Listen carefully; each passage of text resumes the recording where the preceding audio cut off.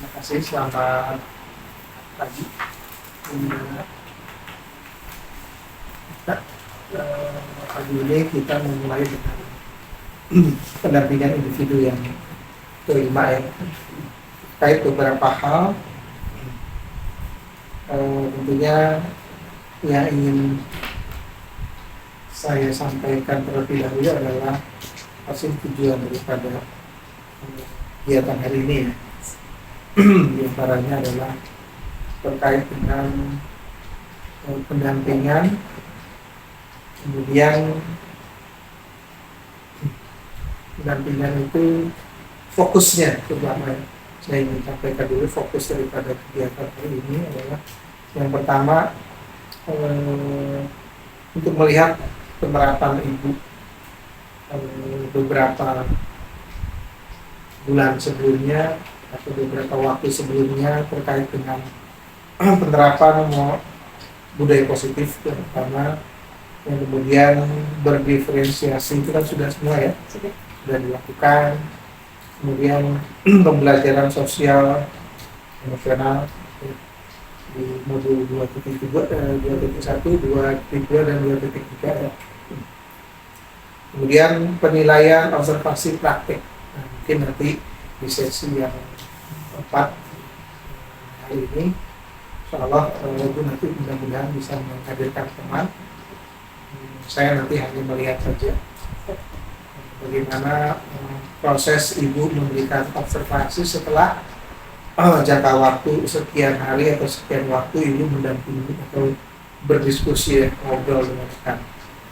Kemudian fokus pendampingan pada individu kali ini juga tentunya ingin dan saya mengharapkan pelaksanaan pengamatan praktik pembelajaran rekan sejawat itu juga nanti tolong disampaikan pada saat sesi observasi. Nah, itu aja beberapa poin yang ingin saya sampaikan terkait dengan pendampingan. Nah, yang pertama adalah di awal pendampingan ini saya ingin coba Ibu kita memberikan cerita proses selama 1 bulan itu, apa yang sudah dilakukan, kemudian saat ini yang sedang berjalan, atau mungkin ada yang ingin capaian-capaian yang akan dituju.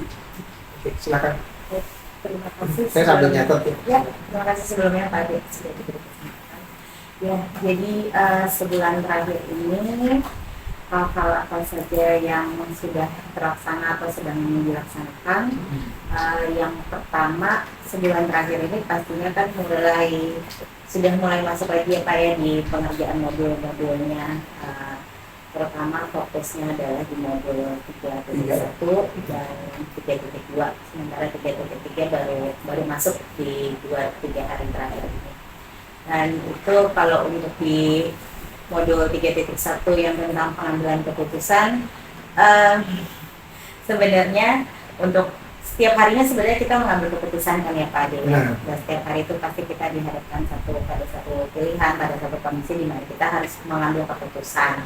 Memang kalau keseharian mungkin lebih sering keputusan-keputusan yang bujukan moral, apalagi kalau kaitannya dengan siswa mungkin lebih sering ke arah sana. Tapi untuk dilema etika kadang-kadang itu juga saya hadapi sempat kemarin ini adalah ketika mendapat undangan untuk tugas, mengikuti pelatihan selama 3 hari, tapi itu pun dibarengi dengan saya juga punya tanggung jawab untuk di CGP karena kebetulan ada pelaksanaan dan sebagainya. Itu ya itu salah satu dilema etika karena dua-duanya menurut saya penting, dua-duanya penting, sama-sama mengembangkan diri saya sendiri gitu, mengembangkan kompetensi saya juga. Cuma akhirnya setelah dipertimbangkan dan memang bisa diwakilkan yang satunya, jadi saya memilih yang CGP kan tidak mungkin diwakilkan ya Bapak. Tidak boleh. Tidak boleh diwakilkan. Jadi saya memilih untuk yang itu ya. Alhamdulillah sih kalau untuk ilmu yang didapat di kegiatan yang lainnya itu sama teman yang berangkat kita dikasih informasi, dan memang ternyata kegiatan tersebut juga kegiatan berkelanjutan gitu, jadinya sudah selesai 3 hari, di pekan berikutnya masih lanjut lagi dan pekan ini ada lagi kelanjutannya kalau nggak salah. Jadi di satu sisi saya merasa saya sudah mengambil keputusan yang tepat, karena kalau kemarin mungkin saya bisa menjalani dua-duanya barengan, tapi belum tentu untuk pertemuan-pertemuan berikutnya saya bisa. Jadi seperti itu. Kemudian untuk 1 bulan terakhir ya Pak ya, di ilmu etika yang paling saya rasakan itu sih Pak sebenarnya. Kemudian kalau apa yang sedang dikerjakan sekarang itu sedang fokus pada pengerjaan aksi nyata 3.2 Pak, yang pemetaan aset. Karena kan di situ diminta untuk memetakan aset, tapi tidak hanya oleh saya ya, tapi hasil diskusi dengan kepala sekolah, rekan-rekan guru, kemudian siswa, bahkan sampai ke tokoh masyarakat. Ini sedang berusaha untuk diatur pelaksanaannya, terutama kalau dengan Bapak Kepala Sekolah sih alhamdulillah sudah. Cuma tinggal nunggu murid sama yang tokoh masyarakat. Yang belum, murid, siswa sama tokoh masyarakat. Ini yang masih mau diatur lagi waktunya, karena kebetulan anak-anak sedang PPS dan saya juga tidak mau mengganggu kegiatan PPS mereka. Kemudian kalau rencana jangka panjangnya, nah ini udah mulai berkenalan dengan modul 3.3 dan itu sangat-sangat menarik. Menariknya karena membuat program, mungkin saya sudah biasa ya Pak ya, membuat program yang untuk siswa, programnya yang dari guru tuh mungkin setiap hari itu kita lakukan gitu. Tapi kemudian ini tertantang untuk bisa merancang satu program yang berasal dari siswa dan memang untuk kebermanfaatannya mereka, dan sedikit banyak walaupun siswa yang mungkin siswa yang akan diminta untuk memberikan ide supaya mereka kira-kira mau merancang program kayak gimana, tapi paling nggak saya berpikir paling nggak saya harus bisa mengarahkan gitu Pak. Dan saat ini sedang memikirkan kira-kira bentuk program apa yang memang bisa merangkul seluruh siswa. Karena kadang-kadang ada kegiatan-kegiatan yang memang kita tujukan untuk siswa, tapi tidak semua siswa bisa terjangkau gitu Pak. Nah, jadinya lagi pengen memikirkan itu untuk nanti mungkin bisa jadi semacam arahan, tapi yang mudah-mudahan dari siswa-siswa saya sendiri juga punya ide yang lebih kreatif lagi. Jadi, terima kasih sudah panjang lebar menceritakan yang pertama tadi terkait dengan mengapa ambilan keputusannya, di mana ada rujukan moral, ada dilema etika yang saat itu berjalan, jadi sedang berjalan. Ini berarti kondisinya real ya, sudah dilakukan ya. Dan ternyata ada 2 tugas, yaitu tugas untuk melaksanakan pelatihan selama 3 hari itu, kemudian juga sebagai CGP, dan Bu Eri merasa mengambil keputusan yang tepat antara pendidikan 3 hari itu dengan CGP. Memang kalau kita lihat, kalau runut ke belakang, kalau kita bicara, ini kita obrolan aja. Kalau pernah baca buku tentang Toyota Way itu tentang ilmu Kaizen, gitu ya. Continue improvement dan sebagainya. Itu salah satunya adalah memang konsep atau prinsip daripada Toyota Way atau Kaizen. Jadi, kita memang boleh mengorbankan sesuatu hal yang kecil atau sesuatu hal ya, untuk kedepannya nanti kita mendapatkan sesuatu yang lebih besar. Jadi tidak apa konsep itu Artinya bukan soal baik dan buruk, tapi memang kan suruh milih ya, suruh milih. Tapi pilihannya adalah pilihlah salah satu yang memang mempunyai dampak yang nanti ke depan itu kita akan lebih besar pengetahuannya dan sebagainya. Jadi kalau di pengetahuan itu kan ilmu bisnis. Jadi kita boleh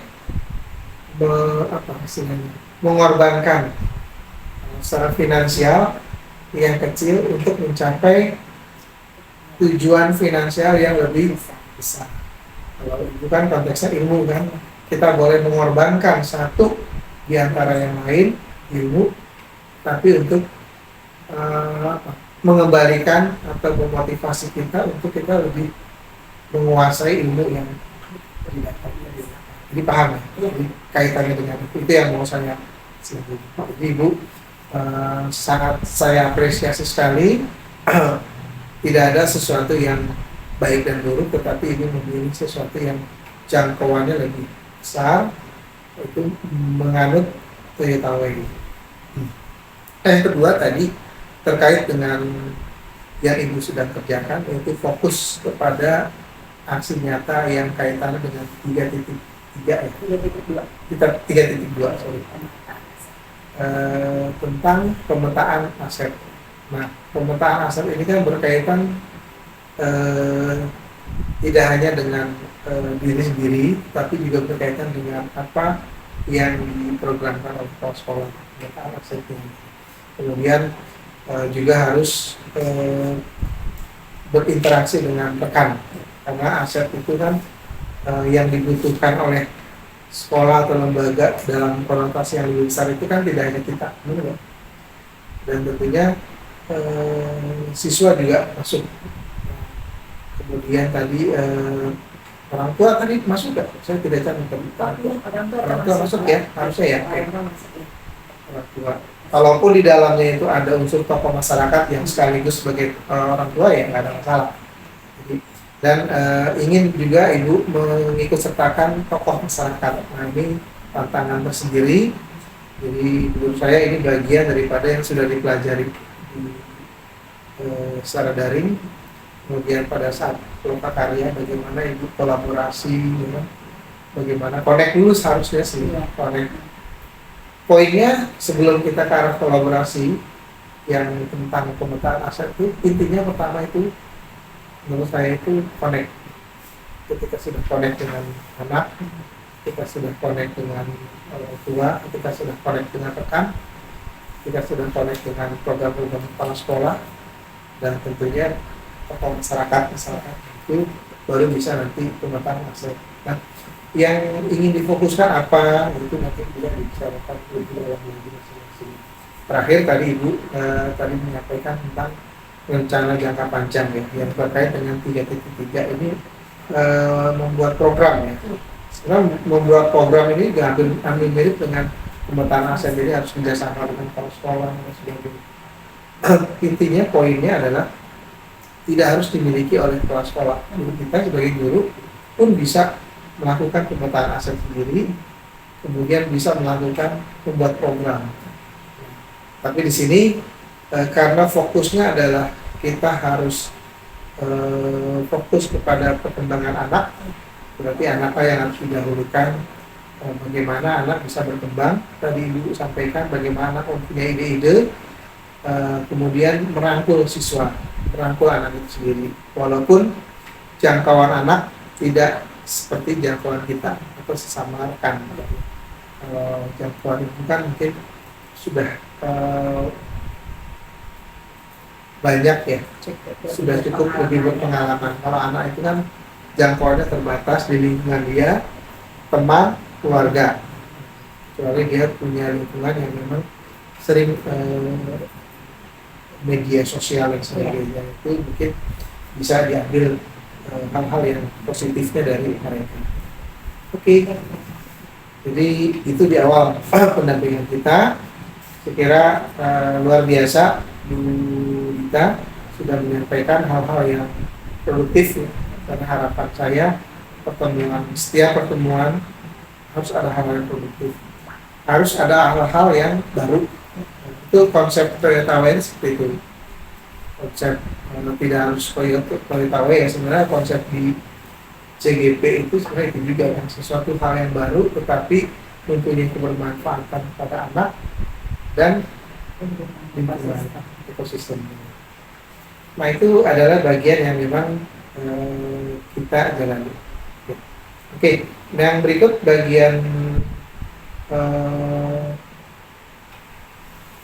kalau kaitannya dengan ini rekan sejawat yang Ibu Lita sudah observasi itu bagaimana? Iya. Kebetulan rekan sejawat yang saya observasi sama-sama guru BK juga Pak. Oke. Tapi memang beliau juga fresh graduate juga. Okay. Jadi baru mengajar itu di masuk tahun ketiga sekarang. Tapi semangatnya tinggi. Jadi waktu awal ketika saya menyatakan saya mau mengobservasi, beliau sempat tanya, Bu, kenapa saya? Kenapa nggak yang lebih berpengalaman? Ya justru kan biar kamu punya pengalaman, saya bilang gitu. Kembali. Iya. Jadi kemudian sih alhamdulillah Bapak mulai dari pas perencanaan RPP, beliau juga udah kalau membuat RPL kan sebenarnya kita sudah terbiasa ya Bapak ya. Nah, kemudian cuma kemarin dia sempat bertanya, Ibu, RPL-nya perlu yang bagaimana gitu. Ya kamu buat yang ada apa, tapi kalau bisa memunculkan diferensiasinya seperti apa, pembelajaran diferensiasinya seperti apa. Sementara kalau untuk sosial emosional, saya memberikan penjelasan dulu. Kalau pembelajaran berdiferensiasi kan alhamdulillah sudah banyak pelatihan yang pernah kami ikuti bareng gitu. Tapi kalau misalnya untuk pembelajaran sosial emosional kan memang belum ada kecuali CGP nih Pak yang tahu. Walaupun sebenarnya kalau menurut saya itu juga teman-teman sebenarnya sudah melaksanakan, hanya saja belum memahami kalau itu termasuk ke dalam pembelajaran sosial emosional. Jadi ketika diberikan penjelasan lebih lanjut tentang pembelajaran sosial, oh itu termasuk ya Bu ya? Iya itu termasuk. Kemudian perlu dicantumkan ya Bu bentuk pembelajaran sosial emosionalnya itu dalam hal apa? Kalau mau dicantumkan silakan, tapi kalau enggak juga nggak masalah. Yang penting kebetulan namanya Bu April. Yang penting April tahu kalau itu tuh tujuannya adalah ke arah sana, pembelajaran sosial emosional itu. Oh iya. Jadi mulai dari perencanaan udah dikasih insight gitu ya Pak ya. Nah untuk sisanya materi, metode dan lain sebagainya Bu April menentukan sendiri sesuai dengan yang menurut Bu April itu bisa terlaksana di dalam kelas yang akan diajar. Cuma kemarin itu sempat ada penundaan jadwal karena Bu Aprilnya sakit, jadinya mundur nih. Jadi itu sempat agak sedikit banyak berpengaruh Pak, karena akhirnya kelas yang diobservasi pun berbeda gitu. Karena kalau yang sebelumnya kan memang sedikit banyak Bu April sudah mempersiapkan. Tapi ketika terjadi pergantian kelas, walaupun tidak berpengaruh banyak, tapi sedikit banyak ada pengaruhnya lah dalam ganti kelas ya. Ya, nanti mungkin akan lebih dijelaskan pada saat observasi, pasca observasi ya Pak ya, cakapan pasca observasi nanti akan lebih terlihat. Kemudian udah sih Pak, ketika dilaksanakan alhamdulillah cukup baik, cukup lancar, walaupun masih ada hal-hal yang kalau menurut saya pribadi perlu perbaikan lagi, tapi memang nanti akan saya coba gali dari Bu Aprilnya sendiri. Nah, ini menarik sekali. Nanti kita bahas satu persatu. Yang pertama kita bahas nanti penerapan aksi nyata modul 3.1. Kemudian yang kedua rancangan program yang berdampak pada murid atau pada siswa, kita bahas. Kemudian perkembangan komunitas praktisi itu kita bahas. Nanti hadirkan ya Bu Aprilia itu ya, yang tempat dialog pasca observasi. Nah ini menarik, kalau saya pendampingan individu di sebelumnya itu adalah rekan yang sudah berpengalaman. Oke. Ini saya pengen tahu nih, tapi nanti ya. Iya, baik ya. Nanti ceritakan aja, karena ini nanti bagian pertama inti ini kita akan masuk nih. Iya. Kalau ibu kan berarti yang belum berpengalaman ya. Iya. Kita jadi saling sharing nanti kita saling ngobrol ya. Yang kedua tadi inti poinnya yang saya tangkap adalah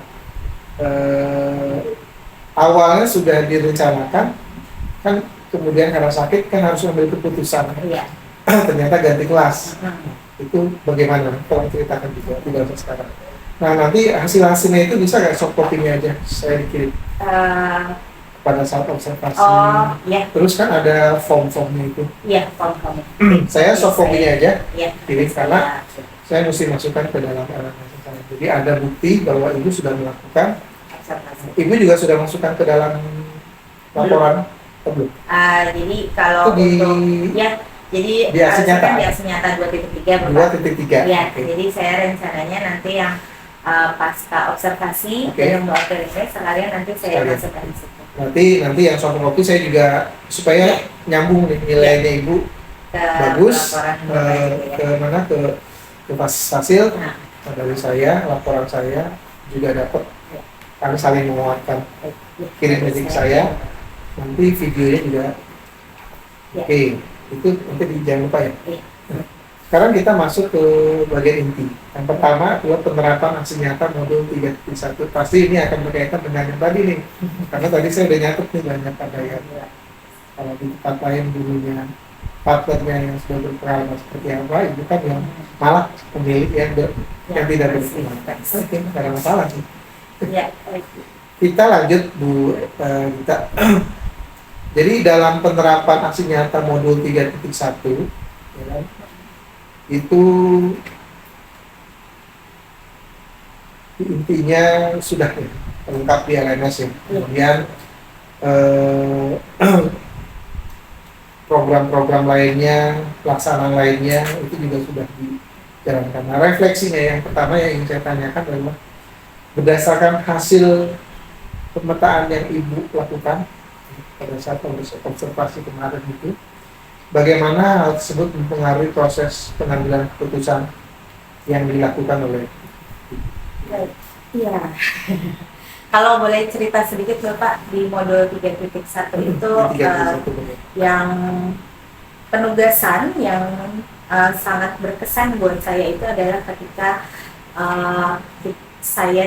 kita semua itu diminta untuk mewawancarai kepala sekolah 2 sampai 3 kepala sekolah ya. Dan itu ini di sini semua atau sekolah-sekolah lain? satu beliau Bapak Tata kepala sekolah yang saya wawancara, terus yang kedua Pak Antoni kepala sekolah saya sebelumnya. Sama ada satu lagi kebetulan ini ada Pak Tata, ya Antoni, Pak Tata, Pak Antoni, dan satu lagi Ibu Murti. Ya. Dan itu mendapat banyak insight gitu Pak, mendapat banyak begitu apa ya pengalamannya ya. Jadi salah satu hal yang ditanyakan itu adalah punya cara jitu nggak sih dalam mengatasi permasalahan dan mengambil keputusan. Cara jitu ya. Masing-masing beda ya. Masing-masing punya caranya sendiri gitu. Kayak kalau Pak Tata lebih senang mengamati. Jadi mengamati dulu. Ya, mengamati ini berarti masuk ke langkah-langkah. Iya, jadi lebih senangnya mengamati terlebih dahulu ya. Kemudian baru nanti akan dipanggil orangnya gitu setelah beliau sudah mengamati seperti apa.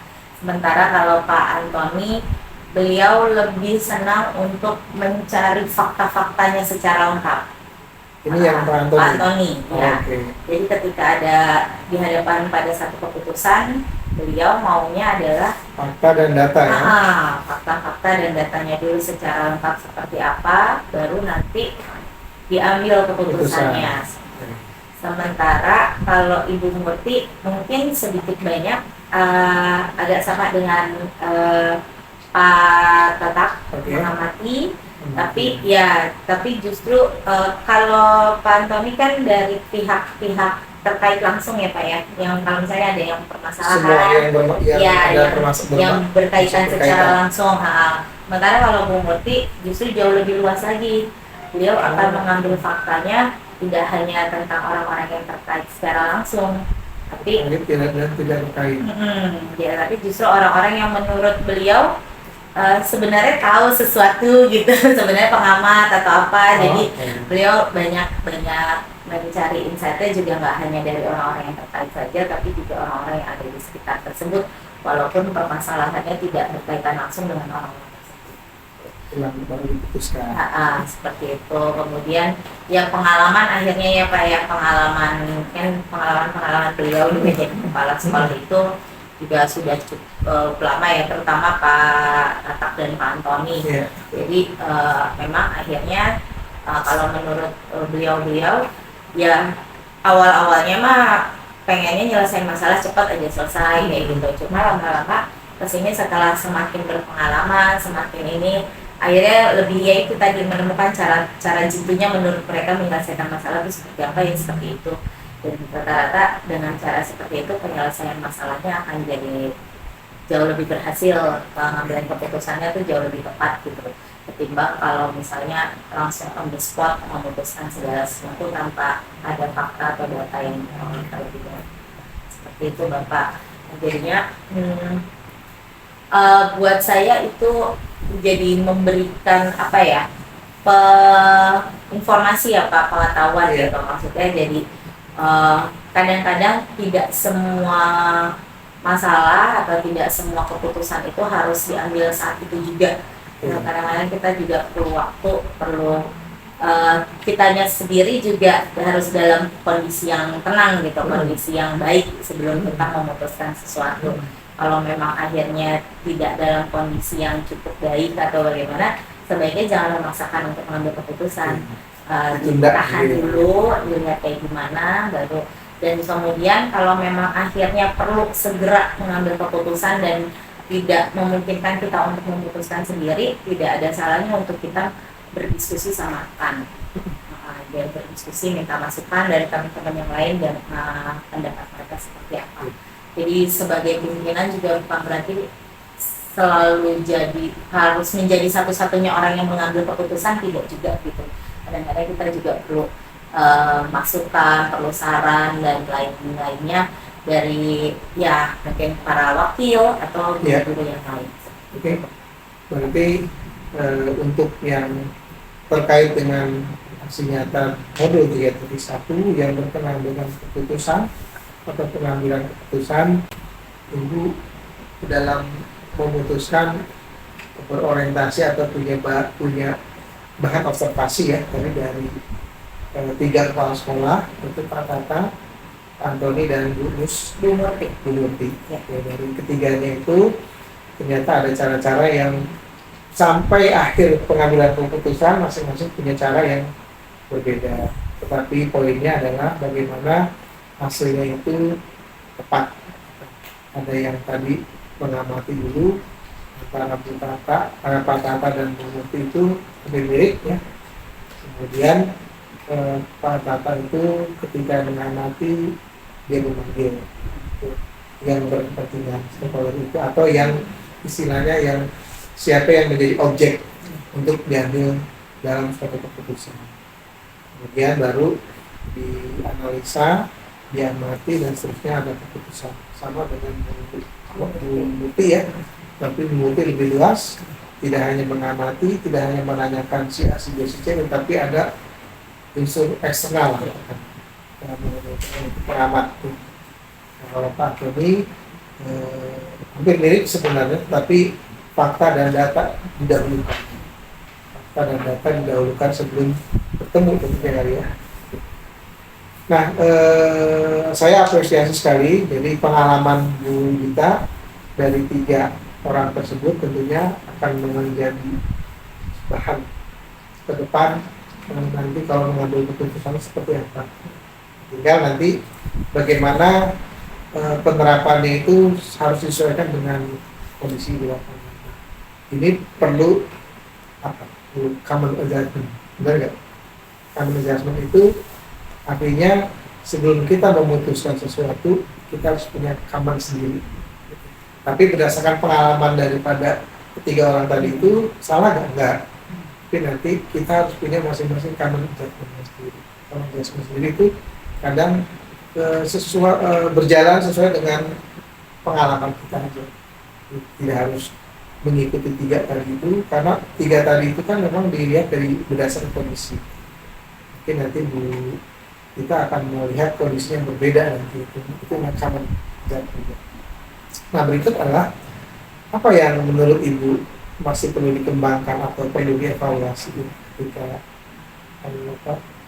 ketika melakukan observasi itu, kemudian ketika Ibu mengambil keputusan itu, kira-kira apa yang masih Ibu perlu kembangkan dalam melakukan? Yang perlu saya kembangkan, ya pastinya yang perlu saya kembangkan diri saya ya Pak, terutama kemampuan saya dalam mengambil keputusan itu gitu. Karena ya kadang-kadang kan saya pribadi kadang-kadang tuh seringnya apa-apa pengennya cepat gitu Pak, pengennya segala sesuatunya itu harus ada keputusannya cepat gitu. Iya. Ya ada masalah, oke coba diputuskan. SCM-nya berita nih. Iya. Cepat. Iya. Padahal tadi udah ngobrol ya. Harus ya kan? Nah, sebenarnya kan tidak harus seperti itu gitu. Jadi itu yang menurut saya itu yang masih perlu saya kembangkan.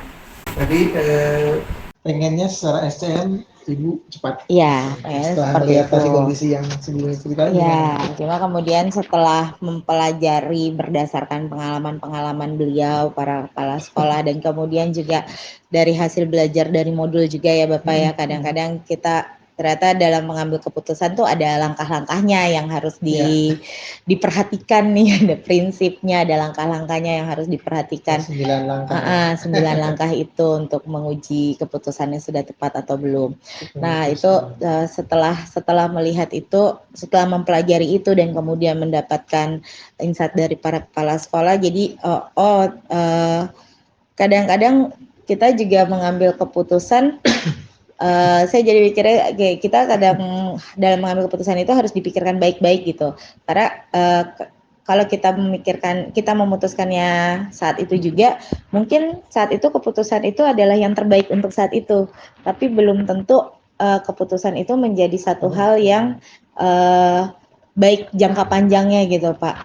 Nah jadi itu yang mesti harus saya latih ya ke diri saya sendiri gitu, bahwa dalam mengambil keputusan itu ya harus dipikirkan dulu baik-baik, jangka panjang, jangka pendeknya tuh seperti apa dampaknya, baik untuk diri saya atau untuk murid-murid atau rekan-rekan atau keluarga, seperti itu Bapak.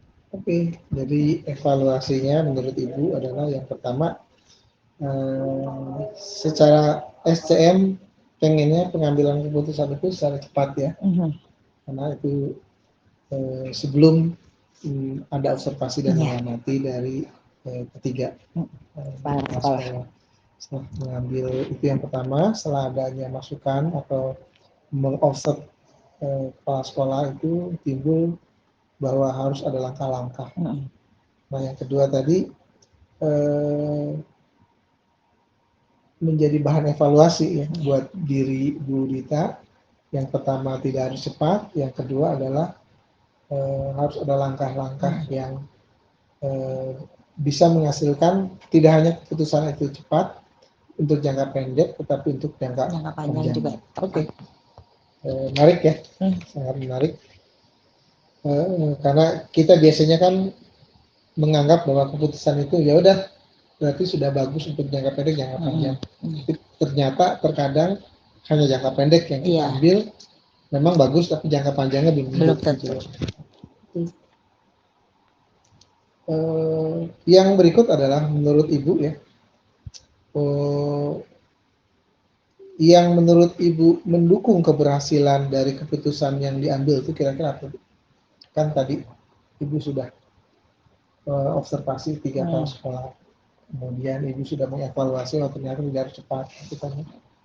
Kemudian apa yang mendukung untuk keberhasilan dari keputusan yang Ibu ambil? Iya, kalau menurut saya satu keputusan itu bisa tepat diputuskan, diambil itu ketika kita mengetahui semua fakta data yang sebenarnya seperti apa gitu Sesuai Pak. dengan langkah-langkah tadi itu ya. Sesuai dengan langkah-langkah tadi.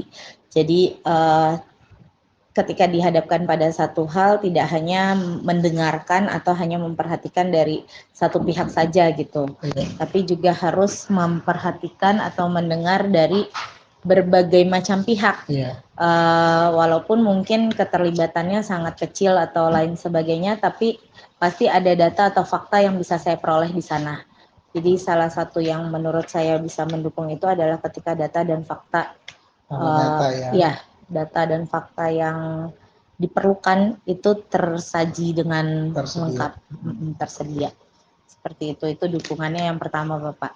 Yang kedua, yang kedua kalau menurut saya keberhasilan itu adalah ketika yang tadi Pak, kita mengambil keputusannya dengan kondisi tenang, nggak emosi gitu, nggak dalam kondisi yang lelah atau kondisi yang sedang terlalu banyak pekerjaan, banyak tuntutan yang harus dihadapi dan memutuskan sesuatu. Biasanya ya tadi keputusannya diambilnya tanpa melihat gambar besarnya gitu loh Pak. Jadi hanya merasa udah ini udah paling benar seperti itu. Jadi menurut saya kondisi yang tenang, kitanya kondisinya kitanya tenang juga pikirannya, kitanya dalam kondisi siap lah untuk membuat keputusan seperti itu Pak. Oke. Berarti apa yang menurut Ibu mendukung keberhasilan dari keputusan yang diambil? Pertama tadi Ibu bilang harus ada data. Data sangat menjadi fungsi mendukung untuk keputusan. Yang kedua tadi adalah kondisi ya. Ada data, ada kondisinya, harus tenang, harus rileks, tidak dalam kondisi letih untuk mengambil sebuah keputusan. Oke, lanjut ya. Pengalaman yang terjadi, ada tidak menurut Ibu yang baik gitu ya dalam waktu dekat ataupun kemarin, kemudian sebelum mengikuti pendidikan, kira-kira pengalaman baik apa atau pengalaman apa yang kira-kira Ibu pernah dapatkan untuk memutuskan itu sebelum mengikuti CGP, kemudian pada saat mengikuti CGP, dan yang kira-kira ke depannya Ibu inginkan gitu ya?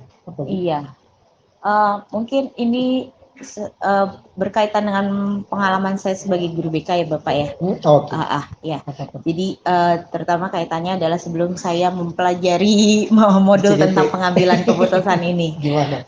Jadi pernah ada satu kejadian di sekolah nih, sebenarnya mungkin aib ya Bu Kiki. Tapi sepertinya sudah banyak yang paham juga sepertinya. Jadi pernah ada sepasang siswa yang menjalin hubungan dan kemudian mereka saling mengirimkan video yang tidak pantas. Jadi yang perempuan mengirimkan ke yang laki-laki, yang laki-laki mengirimkan ke yang perempuan. Dan karena faktor keteledoran, video tersebut tersebar Bapak. Video tersebut tersebar dan kami termasuk guru ini taunya cukup terlambat gitu Pak. Jadi sebenarnya sudah tersebar ke beberapa orang, kami baru tahu, tapi itu langsung saya bergerak cepat, secepat yang saya bisa. Saya panggil anaknya, sama-sama mengakui, dan kemudian saya panggil orang tuanya juga merasa kecolongan dan lain sebagainya, sampai akhirnya sudah diputuskan saat itu adalah sanksi berdasarkan arahan dari Bapak Kepala Sekolah. Itu juga bagaimanapun harus tetap dikenakan sanksi. Jadi sanksinya saat itu adalah dirumahkan terlebih dahulu Bapak. Dirumahkan terlebih dahulu selama kurang lebih 3 hari. Itu juga untuk meredam suasana di dalam sekolah. Ya. Kemudian sudah kami juga berusaha memastikan untuk video yang tersebar itu tidak lagi disebarkan. Kemudian ketika itu sudah menurut kami sudah selesai permasalahan, ternyata pihak luar dengar. Jadi orang tua baru rame tuh Pak, orang tua rame dan lain sebagainya dan menuntut supaya kedua anak tersebut dikeluarkan. karena Oh, dianggap pihak luar ini para orang orang tua, tua. Heeh. Karena menganggap itu sudah mencoreng nama baik sekolah Oke. dan lain sebagainya. Dan ya kita coba diskusi dengan perwakilan orang tua yang datang ya Bapak ya. Jadi ada perwakilan orang tua yang datang, kita coba diskusikan. Dan saat itu saya merasa keputusan yang saya tepat untuk tidak mengeluarkan anak tersebut. Sebenarnya kan bisa saja saya merekomendasikan kepala sekolah ya Pak ya untuk Benar. anak tersebut Mengeluarkan dikembalikan uang saja ke orang tuanya gitu. Tapi saat itu saya berpikir bahwa itu hanya menyelesaikan masalah saat itu. saat itu. Anak itu ketika dia hilaf, dia bagaimanapun masih anak-anak. Kemudian ketika dia menghadapi satu masalah besar dan orang-orang di sekitarnya, orang-orang dewasa di sekitarnya justru malah lepas tangan, yang saya khawatirkan adalah jangka panjangnya anak tersebut gitu, terutama yang perempuan gitu ya Pak ya. Kalau misalnya saya lepas tangan, saya nggak mendampingi, nanti kemudian arah pergaulan dia makin kemana-mana, sementara orang tuanya juga single parent bapak ibunya. Itu jadi kekhawatiran sendiri gitu. Makanya saat itu saya memutuskan adalah mempertahankan anak tersebut walaupun banyak yang menyatakan udah lepas aja, bikin malu, udah nggak bisa diatur dan lain sebagainya.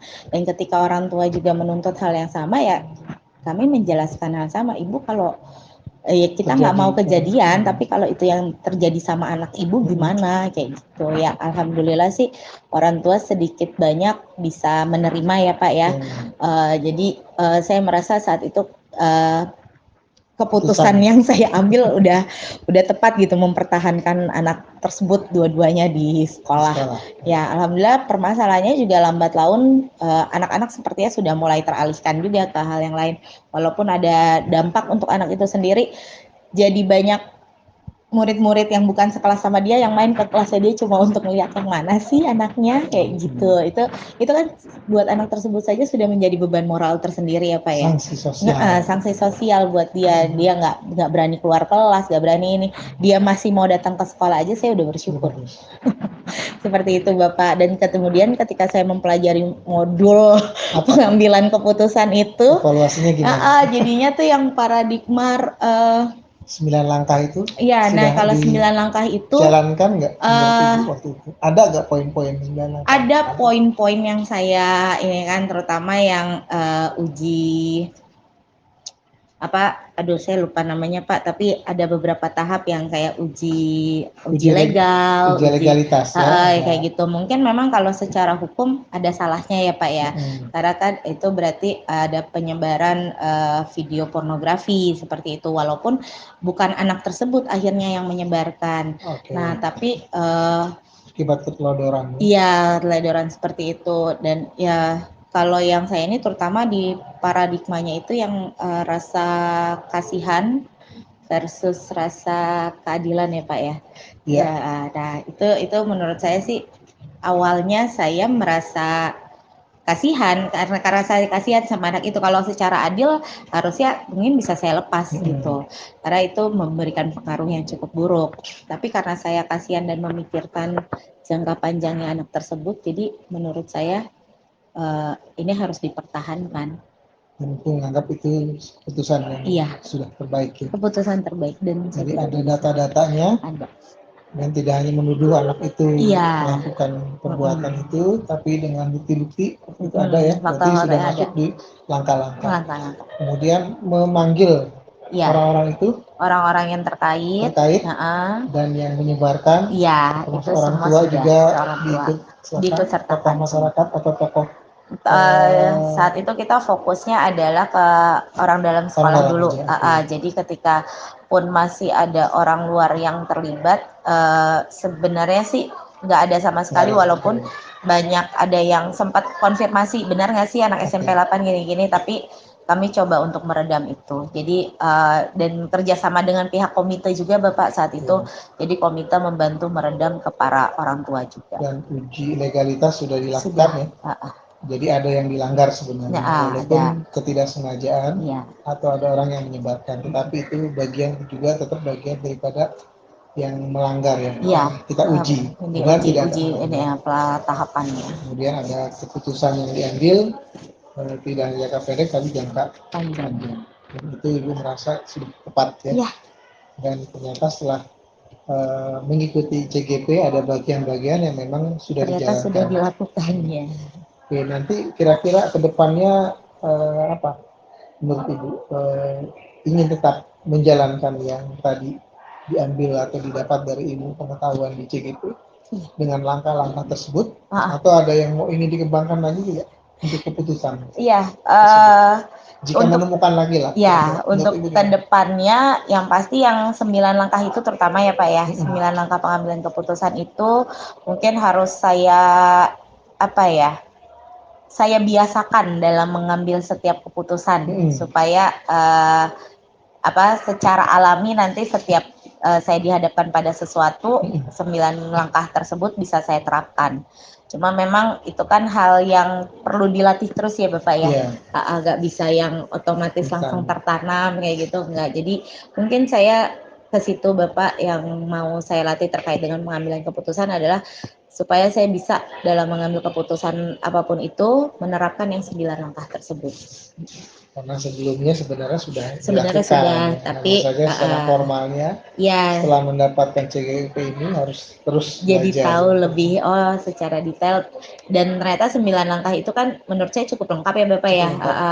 Uji-ujinya itu cukup lengkap. Jadi kita nggak cuma mempertimbangkan itu dari segi sosialnya bagaimana, dari segi legalitasnya bagaimana, tapi benar-benar itu runutannya lengkap. Nah tadi kan peristiwanya itu anak ya, siswa ya. Kalau rekan sejawat kira-kira ada nggak cerita yang menarik?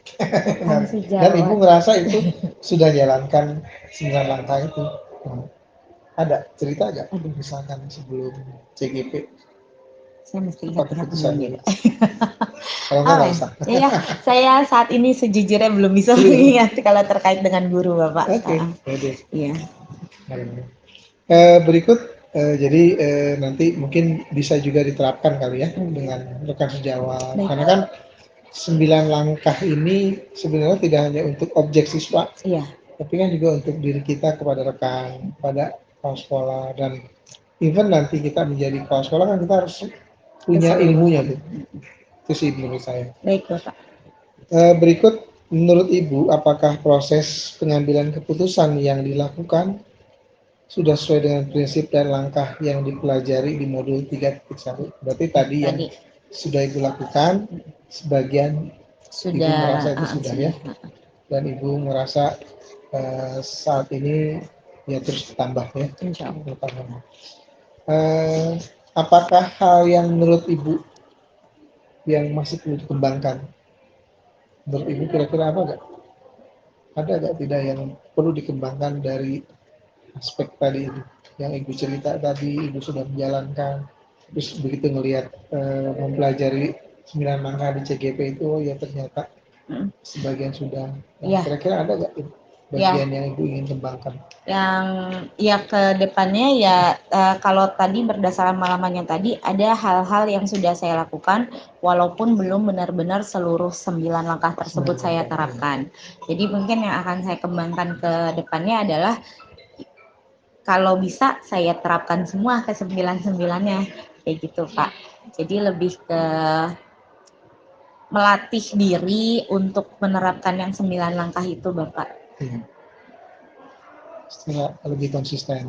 Lebih konsisten ya, supaya tertanam tadi Pak. Supaya saya jujur aja Bapak, kadang-kadang kan kalau misalnya kita dihadapkan yang kaitannya dengan ilmu CGP, kadang-kadang saya masih suka melihat catatannya harusnya bagaimana, ini harusnya bagaimana kayak gitu. Tapi mudah-mudahan sih ke depannya ketika itu semakin saya latih di dalam diri saya, itu nggak perlu lihat catatan lagi, jadi sudah secara sadar tuh sudah, oh iya begini, harus begini dan lain sebagainya. Apalagi berkaitan dengan mata pelajaran yang berkaitan dengan soal BK itu kan lebih banyak. Lebih banyak kaitannya siswa. Oke, yang sekarang kita beralih ke yang kedua dari inti, yaitu rancangan program yang berdampak pada murid. Kan tadi Ibu di awal cerita bahwa program-program yang berkaitan dengan siswa itu Ibu sudah buat ya. Kemudian Ibu melibatkan siswa, benar kan? Iya. Oke. Nah, yang ingin saya tanyakan adalah apakah Ibu sudah membuat rancangan program yang berdampak pada siswa atau murid tadi itu kan sudah ya? Iya, Bentuknya apa Bu? saat Kira-kira ini namanya apa gitu? saat ini masih draft ya Bapak Oh, ya, masih masih draft, oke. perencanaan. Kalau yang kemarin sebenarnya kalau untuk membuat program dari pengalaman sebelumnya ya Bapak Iya. ya, itu ada beberapa kegiatan yang sudah kami laksanakan. Yang terakhir paling baru yang melibatkan seluruhnya itu Career Day. Karir deh, oke. Career Day. Jadi itu kami mengundang beberapa SMA atau SMK Oke, di sini ya, lokal sini. Depok dan Jakarta, terutama ke Jakarta ya Jakarta Timur, itu untuk hadir dalam kegiatan Career Day. Jadi Career Day semacam pameran pendidikan Pameran. Bapak. Dan itu memang sayangnya, saya bilang sayangnya, kegiatan ini walaupun siswa yang menjadi sasarannya, tetapi belum siswa yang sebagai pemilik programnya gitu loh Pak. Jadi Oke. anak-anak baru sebagai sasaran saja, belum mereka yang punya ide Punya untuk ide. bikin ini dan sebagainya tuh belum. Jadi kalau saya bilang kalau program untuk siswa dan yang saya anggap berdampak untuk siswa, Career Day itu cukup berdampak karena memberikan pengetahuan kepada anak-anak terkait sekolah lanjutan setelah lulus dari SMP. Tapi keterlibatan anak, melatih anak dalam kepemimpinan siswa dan lain sebagainya tentunya itu belum muncul jelas di Career Day. Kayak saya berencana ke depannya ini harus ada program yang memang melibatkan anak-anak. Pun kalau misalnya sudah ada program di sekolah yang anak-anak terlibat secara langsung itu biasanya anak-anak OSIS Bapak. Anak-anak OSIS memang masih terbatas di anak-anak OSIS. Itu biasanya program yang mereka bikin ini adalah program semacam class meeting atau pensi seperti itu biasa idenya dari anak-anak. Tapi oh iya kemarin juga sempat ada ini pameran pendidikan. Pameran pendidikan, mohon maaf, pameran seni, pameran dan pergelaran seni. Nah, itu kegiatannya memang merupakan satu bentuk ujian praktek sebenarnya Pak. Ujian praktek untuk siswa kelas 9. Tapi sama guru seni budayanya itu diminta siswa yang merencanakan segala sesuatunya. Jadi mulai dari mereka bikin proposal, kemudian mereka merencanakan idenya seperti apa, dekornya seperti apa, itu siswa yang berperan besar dalam kegiatan itu.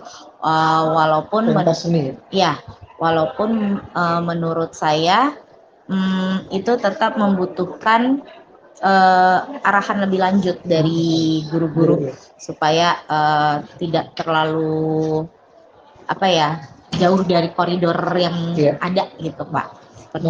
Oke, berarti Ibu sebenarnya sudah melakukan rancangan program pertama, kemudian juga ingin Ibu tampilkan ke depan rancangan tersebut seperti tadi sudah disampaikan terkait dengan Career Day.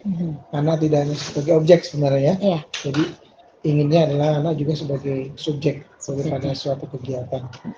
Dan ini keterlibatan siswa masih belum maksimal. Walaupun sudah dilaksanakan, ke depannya Ibu melakukan kegiatan agar siswa itu ikut terlibat. Saya teringat juga sih waktu saya visitasi di aplikasi, melihat ada suatu, tapi ini SMA sih. Jadi dia bukan pentas seni ya, kayak semacam pameran. Di dalamnya itu ada matching bandnya itu dia memang bagus. Nah, ada booth yang tadi sebenarnya hampir mirip dengan Career Day. Tapi anak siswa ikut terlibat karena ini kan SMK. Jadi dia punya modal usaha untuk bordir dan sebagainya. Artinya kan siswa tidak sebagai objek, tetapi dia sebagai subjek yang melakukan kegiatan, yang menyelenggarakan kegiatan. Mungkin seperti itu kan ya. Jadi siswa aktif. Atau ada jualan dan sebagainya gitu. Tapi saat ini adalah keterlibatannya walaupun ada tapi belum maksimal ya. Berarti rencana Ibu ke depan mengaktifkan memaksimalkan keterlibatan siswa lebih dominan. Memaksimalkan dan keterlibatan tidak siswa. Hanya sebagai objek tapi subjek ya. Oke, good. Nah, bentuk program yang sudah Ibu rancang itu kan tadi sudah ya. Mungkin nanti dirancang lagi kira-kira bentuknya apakah sama seperti Career Day, tapi Career Day plus, Ya, plusnya artinya anak-anak yang keterlibatan terlibat. Atau seluruh siswa. seperti apa inginnya Ibu? Saat ini Yang terbayang. yang terbayang anak-anak yang saya pahami tentang anak-anak itu sangat antusias. Oke. Kalau kegiatannya adalah yang berupa pagelaran atau menampilkan sesuatu kayak gitu, itu anak-anak antusias. Seni ya? Ya, seni, atau misalnya kami juga sebenarnya pernah Market day. day. Mana ketika anak-anak masak sendiri dan kemudian Oh, menjual iya, itu. oke. Nah, itu yang kebayang oleh saya adalah mau mengadakan kegiatan yang seperti itu. Tapi memang benar-benar idenya, kemudian apa ya, eksekusinya nanti mau dirancang bagaimana saya mau melibatkan lebih banyak siswa. Lebih banyak pihak lagi dari siswa, nggak hanya OSIS saja gitu. Jadi entah mungkin saya akan melibatkan dari setiap eskul sebagai perwakilan, atau mungkin langsung perwakilan tiap kelas untuk merencanakan sama-sama. Nah, kalau untuk kolaborasi, misalkan tadi kan internal ya, eksternal kira-kira ingin juga.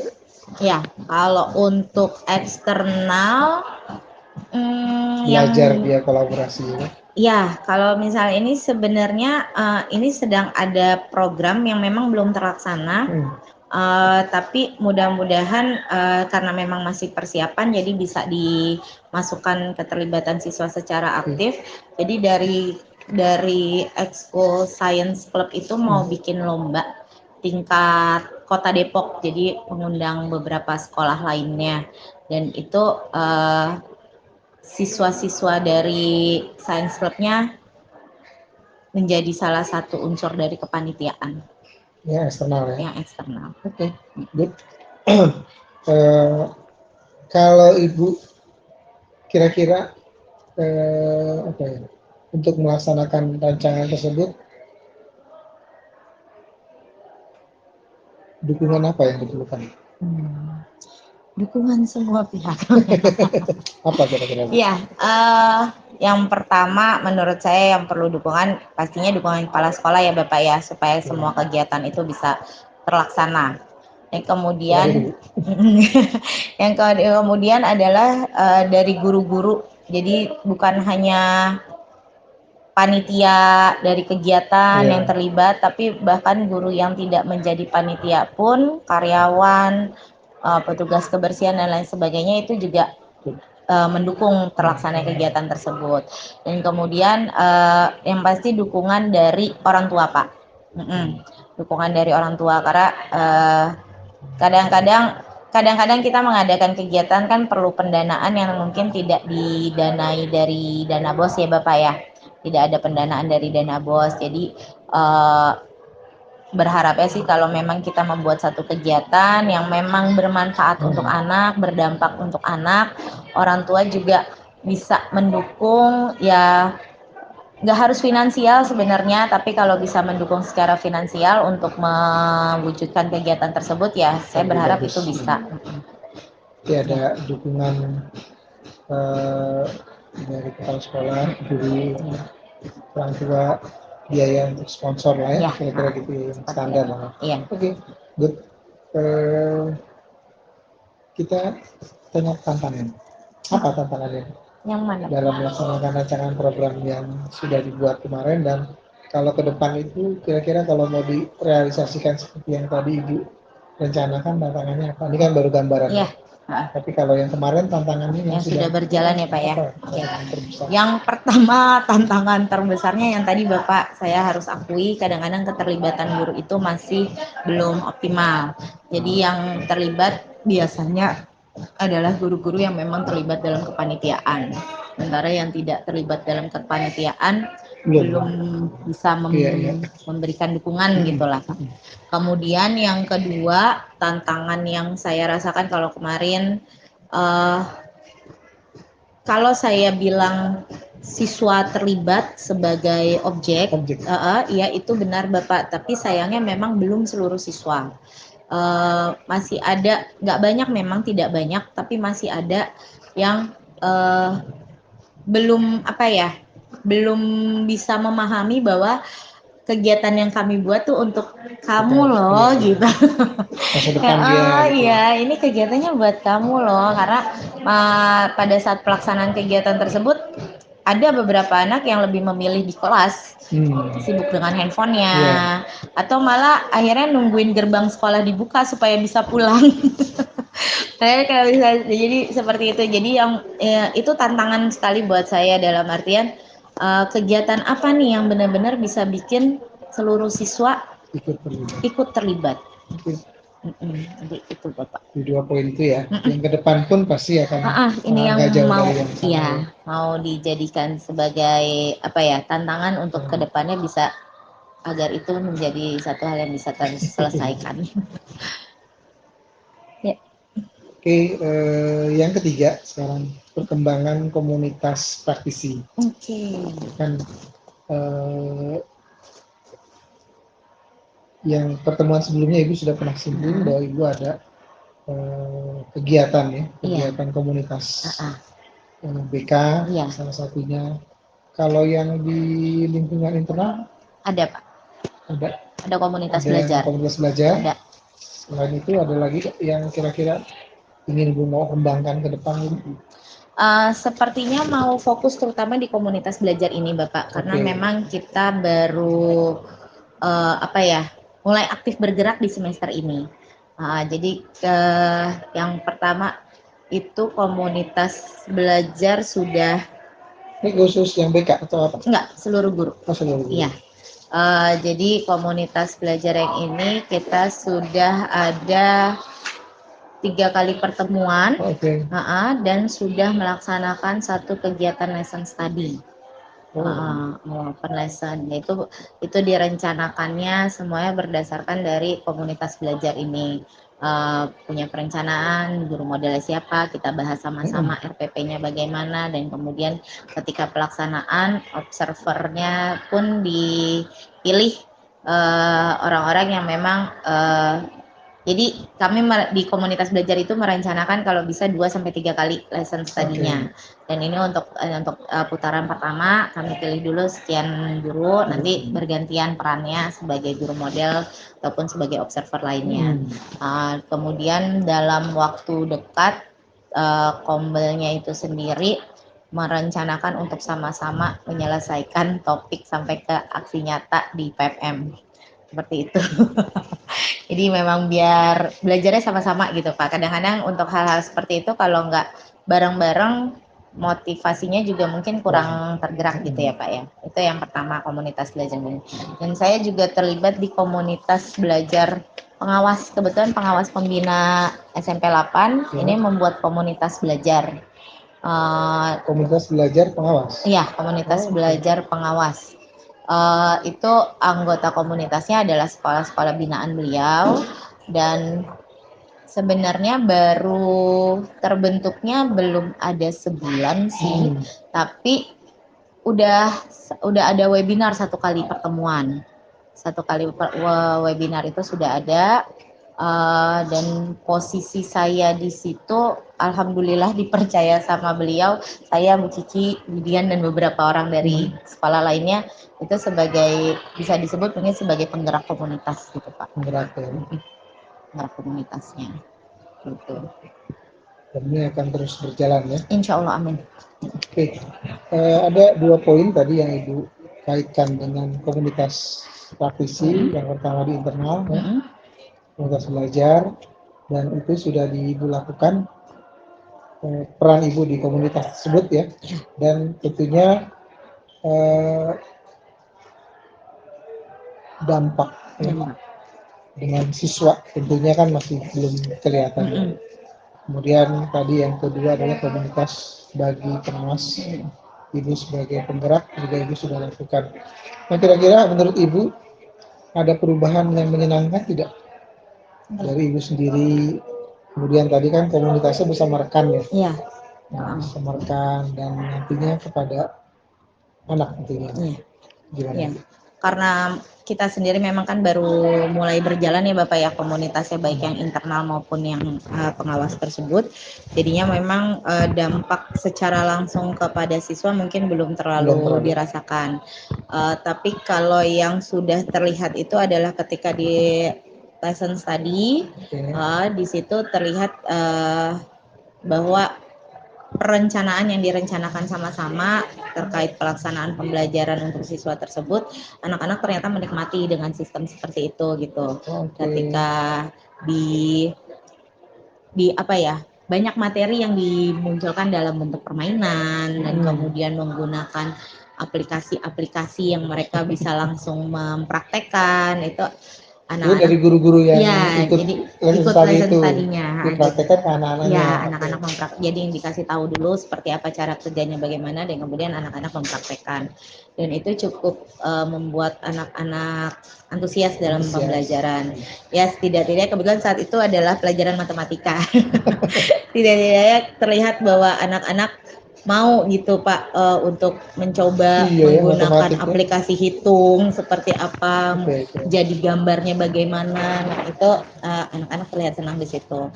Tapi kalau untuk secara keseluruhan perubahannya ya yang tadi Bapak ya sudah sempat saya singgung bahwa ketika belajarnya sama-sama dengan sama-sama guru gitu, itu jauh lebih banyak yang mau barengan gitu Pak, ketimbang kalau kita cuma misalnya ngasih info, Bapak Ibu tolong pelajari ini, Bapak Ibu tolong kembangkan ini. Happy, ya? Sementara kalau misalnya sama-sama, karena akhirnya topik diskusinya akan sama-sama gitu kan Pak, walaupun beda-beda mata pelajaran, tapi paling nggak poin utamanya bisa didiskusikan barengan.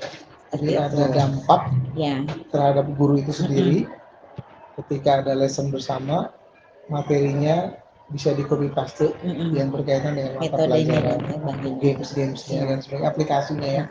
Jadi tidak melulu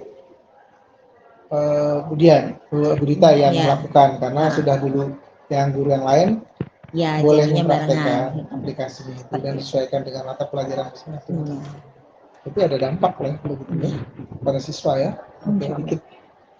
Nah berikut itu tadi yang berkaitan dengan dampak yang menyenangkan. Terus kalau misalkan rencana yang akan Ibu lakukan dari komunitas praktisi itu selesainya kapan dan kira-kira setelah selesai apakah terus dilanjutkan, ada kontinuitas kan? Tadi kita ngobrol tentang Toyota Way. Toyota Way itu ini sebelum cerita ya. Adalah sesuatu yang kalau pabrik nih, kalau sekolah kan bukan pabrik. Misalkan dia selesai nih bikin baut, cara membuka baut yang cepat gimana? Ya pabrik nih, kan masing-masing kerja kan beda-beda tuh. Kalau Toyota Way kan paham kan Ibu? Cara bikin supaya cepat, begitu udah selesai ada lagi problemnya. Atau dia menciptakan lagi yang bagus supaya lebih cepat lagi. Begitu selesai, oh ada lagi nih caranya, alatnya berbeda mungkin ininya sama, dan begitu seterusnya. Jadi tidak ada berhentinya itu konsepnya. Nah kalau menurut Ibu di sekolah kira-kira kalau programnya udah selesai dan kapan selesai itu gimana? Kalau untuk komunitas yang di sekolah sendiri, di programnya sendiri itu direncanakan untuk 1 semester ini Bapak. Kegiatannya direncanakan untuk 1 semester ini. Tentunya berharapnya adalah kegiatan kedepannya, maksudnya komunitas ini nggak cuma berhenti di 1 semester ini, tapi bisa berkelanjutan. Dan saya dan kemudian dengan ketua kombelnya kebetulan itu juga banyak diskusi gimana caranya supaya terus bisa mengadakan kegiatan di dalam komunitas itu yang terus merangsang guru supaya mau sama-sama belajar, mau sama-sama mengembangkan diri gitu, dan menarik untuk mereka mengikuti kegiatan-kegiatan tersebut. Jadi makanya kita coba selang-seling dari mulai berbagi praktik baik atau lesson study sampai nanti juga akan direncanakan membahas tentang cara penyusunan best practice sampai jadi best practice-nya, karya Best practice-nya tulisnya, seperti itu. Bagus loh itu. Itu yang kami rencanakan untuk 1 semester ini, Bapak. Oke. Kalau kita nanti ada continue improvement gitu Iya. kayak tahu itu. Tapi ini bukan berarti merubah industri Pendidikan sekolah seperti menjadi itu. industri Ya. enggak. Lebih saya kenapa banyak belajar karena kan saya 15 tahun di korporasi, jadi banyak belajar itu. Jadi bukan caranya mendidik anak itu jadi kayak pabrik bukan, tapi sistemnya yang mau Kita saya bikin kreatif mungkin ya Pak ya. kalau bisa tidak ada berhenti karena di Toyota itu tidak ada berhenti. Iya. Makanya Toyota itu kan 100 tahun berkembang terus. Malah dia punya mitra bengkel. Iya. Pasti kalau mau ke bengkel, pasti dia kalau untuk mobil Toyota pasti bisa. Kalau mobil yang lain belum tentu. Harus Seperti itu. Jadi dia membina tidak hanya untuk internal tapi kemitraannya itu yang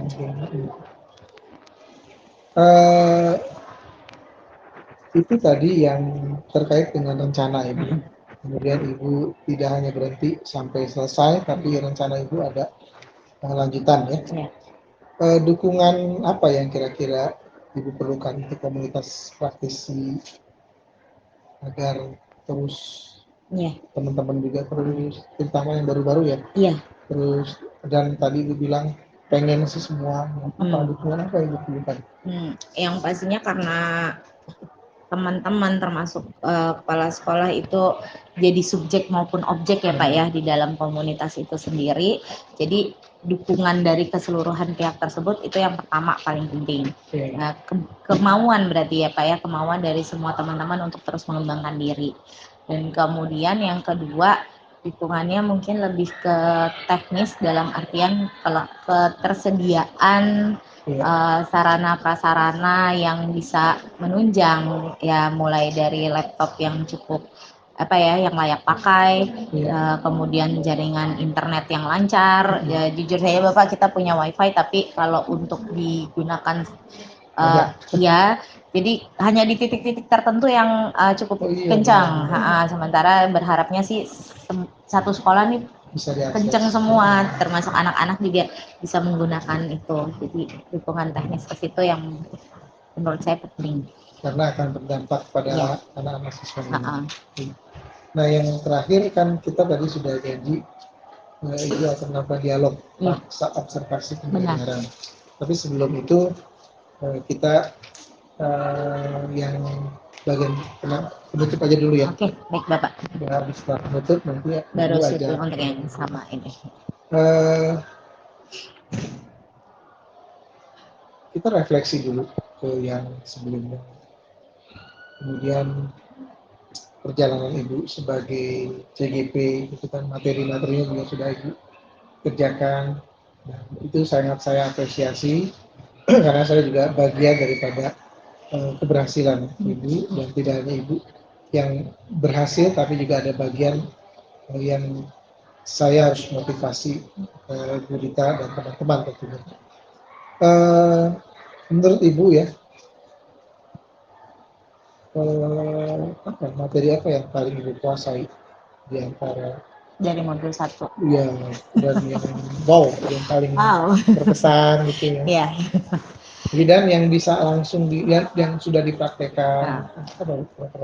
Modul yang sangat membuat itu adalah yang sangat membuka Pak ya, membuka pikiran, membuka pintu hati dan kesadaran, mengetuk kesadaran saya. Itu yang pertama banget justru malah modul 1 itu Pak. Filosofi pendidikan menurut Ki Hajar Dewantara. Itu menurut saya itu pemikiran-pemikiran beliau itu mencengangkan buat saya gitu. Yang dipikirkan di tahun dipikirkannya di tahun sekian kan Pak ya, itu 1920-an ya. Nah itu maksudnya saat itu beliau memikirkan sesuatu yang masih sangat relate dengan kondisi sekarang gitu, sangat bisa dikaitkan dengan kondisi sekarang, dengan perkembangan anak, dengan perkembangan pendidikan. Itu masih sangat ini sekali sangat berhubungan gitu. Dan kemudian menurut saya ketika itu Ya. dan saya merasa bagusnya itu di awal, jadi membuat saya semangat sekali gitu Pak untuk baru materi pertama aja udah sebegininya, apalagi kesananya gitu. Jadi kayak yang ya nggak nyesel banget bisa lolos dan bisa ikutan CGP ini tuh nggak nyesel banget. Makanya juga ngomong kata teman-teman yang lain yang masih bisa mengikuti seleksinya, ayo ikutan, nggak nyesel beneran. Nggak usah mikirin nanti, nggak usah mikirin orang nggak pengen jadi kepala sekolah, bukan masalah kepala sekolahnya, bukan masalah Ilmunya pengawasnya, dulu, ilmunya dulu, karena itu sangat memberikan apa ya, jadi buat saya sendiri yang mungkin sudah sekian belas tahun ngajar gitu ya Pak, itu jadi kayak merefresh lagi gitu, jadi kayak dibikin semangat lagi untuk memahami lagi nih dunia pendidikan dengan bolak-balik ganti kurikulum atau apa.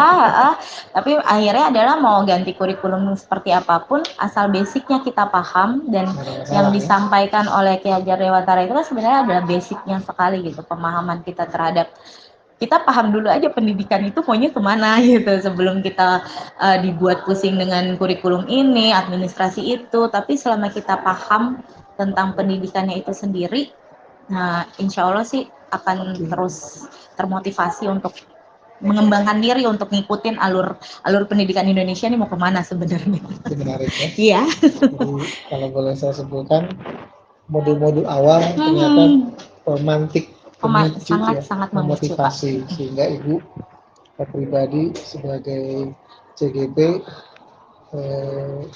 tidak ada masalah dengan perubahan kurikulum apapun, karena basic filosofinya sudah paham.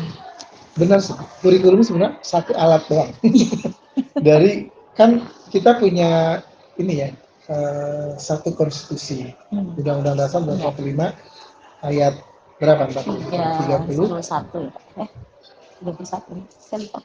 31 kalau misalnya tentang pendidikan. Ya. Jadi mencerdaskan kehidupan bangsa. Udah poinnya itu. Jadi kalau kita yakin bahwa masing-masing individu mencerdaskan kehidupan bangsa, udah mau alatnya itu kan tadi saya bilang kurikulum itu mau berubah. Ini menteri yang sekarang ini udah berubah 5 kali. Iya. Setiap ganti menteri dulu ganti kurikulum. Sekarang belum ganti menteri udah ganti ada kurikulum. Iya. Coba kalau kita pikirkan pasti akan stres sendiri. Makanya ketika kita paham tentang PHD buat saya, buat Ibu, tidak ada masalah gitu. Karena itu alat aja gitu.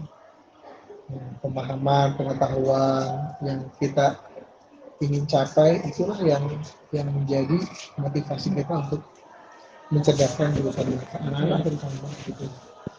Kira-kira itu. Nah, itu kan tadi yang menurut Ibu apa ya, wah gitu ya, dan yang dikuasai. Nah, kalau yang sebaliknya yang Ibu rasakan membingungkan, mana materi yang kira-kira perlu menurut Ibu ya, yang antara 1.1 sampai 3.2, 3 kan belum ya? Iya. Mana yang kira-kira masih perlu pemahaman yang apa ya? Yang kira-kira lah, di antara sekian itu. Kalau sekarang yang jadi maksud saya membutuhkan pemikiran lebih dan kemudian apa ya, bahwa ketika nanti mau menerapkan di sekolah juga tidak semudah itu gitu, adalah terutama yang kaitannya dengan pemetaan aset Pak, yang pengelolaan sumber daya. Karena 3.2 ya? Iya, 3.2. Karena ketika pertama kali membaca modulnya itu saya kayak baru yang yang dimaksud aset tuh bukan cuma tentang sarana prasarana ya. Saya pikir karena selama ini saya pikir hanya tentang itu. Iya, aset itu berupa bangunan, berupa sarana prasarana, dan begitu kemudian dinyatakan bahwa aset itu nggak cuma tentang ilmu, ilmu, kemudian kolaborasi kita dengan pihak luar pun itu bisa dijadikan sebagai satu aset, dan itu menurut saya menjadi satu tantangan sendiri ketika bisa mengcombine seluruh aset tersebut untuk bisa mendukung visi misi sekolah. itu jadi tantangan karena akhirnya banyak pihak yang dilibatkan di dalam situ, nggak hanya internal sekolah, tapi pihak-pihak yang ada di luar sekolah yang memang bisa, ya tadi sebenarnya bisa dijadikan aset ternyata oleh sekolah, tapi baru paham sekarang gitu. Saya pikir kayak kalau misalnya kerjasama ya kerjasama saja gitu, tidak menjadi satu bagaimana gitu. Ya mungkin saat itu saya berpikir kalau menjalin kerjasama ya nanti poin plusnya adalah ketika ada pelaksanaan kegiatan yang sama atau ketika penilaian kepala sekolah kerjasama dengan pihak mana saja itu jadi poin plus gitu. Tapi kesini-sini ternyata itu bisa dijadikan satu bentuk aset jangka, ya paling nggak jangka menengah lah gitu Pak, selama ketertujuan untuk mencapai visinya tuh satu visi gitu. Nah, jadi seperti itu sih Pak, yang menurut saya itu jadi tantangan tersendiri nih untuk mengkolaborasikan dengan seluruh aset yang sebenarnya sekolah punya, tapi saya baru sadar kalau itu aset.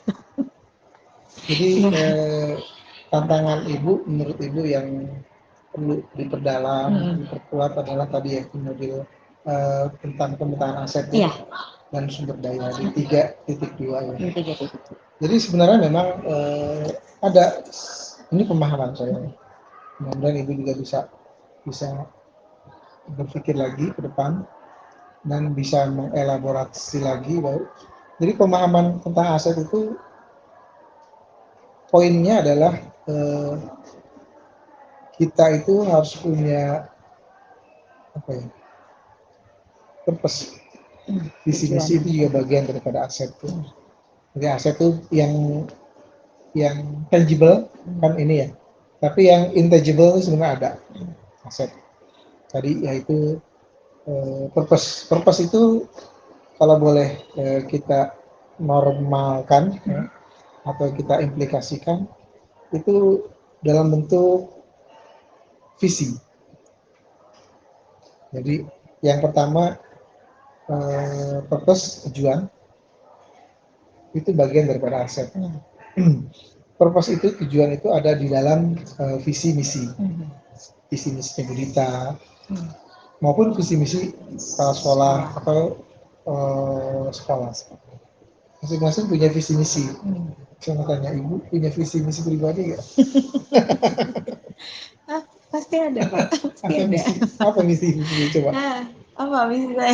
Berapa kalimat aja? Kalau saya ini jadi. Saya pernah kasih deh kayak materi. Iya. Sebenarnya terkaitnya tentang inklusi juga Bapak, yang menjadi visi misi saya ya. Pastinya ini bukan SMP 8 bukan sekolah baru yang ditunjuk sebagai sekolah inklusi, tapi saya merasa bahwa layanan pendidikan yang diberikan terkait inklusi di SMP 8 itu sebenarnya masih banyak yang perlu dibenahi. Masih banyak yang perlu dibenahi, masih banyak aspek yang perlu ditingkatkan lagi seperti itu. Nah itu jadi visi misi pribadi buat saya. Nah, karena kalau di luar gitu Pak, orang-orang berpikirnya SMP 8 tuh udah wah sekali inklusinya. Kalau nanya sekolah inklusi mana, SMP 8, bahkan sampai nyari di Google pun SMP inklusi di Depok, SMP 8 muncul, termasuk yang di atas munculnya. Dan itu menurut saya hal tersebut justru menjadi, ya benar kata Bapak, jadi tantangan. Kalau kita mau bikin itu jadi tekanan, tapi saya maunya bikin itu jadi tantangan, jangan jadi tekanan. Kayak gitu. Nanti kita lanjut tadi. Aset tadi itu salah satunya adalah purpose ya. Visi misi, kemudian goal maksud. Yang kedua adalah people. People itu seperti orang-orang. Jadi stakeholder, ibu, guru, teman. TI juga, kan saya udah pernah singgung waktu itu di sini kan. Jangan meng-underestimate TI. Jangan meng-underestimate security. Petugas kantin pun juga. Coba kalau kantin misalkan dia sembarangan ngasih makan sembarangan jajannya, makanya itu harus dianggap juga sebagai aset karena anak-anak jajan ke mereka kan. Iya. Nah, di sini ada kan kantinnya? Ada Pak. Iya. Kalau dulu mungkin kantin apa sih? Padahal sekarang harus jadi bagian daripada aset itu. Kalau dia masakan sembarangan, masih Iya. nyucinya sembarangan, belajar malah tidur dulu. Iya benar Bapak. Jadi stakeholder di sekolah itu harus security, ya kan? Belajar dengan BCA misalkan, itu kan dia aset. Nah itu people. Kemudian selain people ada proses. Nah proses itu juga bagian aset. Jadi aset itu adalah purpose, tujuan yang ada di visi misi dan goal daripada sekolah. Yang kedua itu saya ulangi adalah tadi dari pada orang-orang kita. Yang ketiga itu adalah proses. Prosesnya apa? Ya proses kegiatan ini merupakan aset. Proses belajar mengajar aset. Di TU ada proses nggak? Kalau misalkan ada anggaran atau ada masukan dari TU, dari admin dan sebagainya. Proses di mana di security juga begitu asal masuk aja, saya aja tadi masuk tanyain, itu kan proses kan. Kalau enggak nanti sembarangan. Misalkan LSM yang masuk gitu. Itu kan juga bagian dari proses yang harus ada, itu aset sebenarnya. Yang terakhir proof, itu juga bagian daripada aset sebenarnya. Jadi pembuktian kegiatan semuanya. Jadi itu. Nah, hal-hal yang itu saya kira ini sangat membantu proses ibu untuk terus lebih maju, terus lebih memperdalam. Jadi saya ucapkan terima kasih sekali lagi, Ibu sudah melakukan banyak kegiatan. Ketika sebelum ada CGP juga Ibu sudah melakukan yang terbaik, tapi setelah Ibu ikut CGP semakin tahu kan, yang penting kan itu. Yang kita lakukan kita tahu. Ada filosofinya tadi Ibu bilang.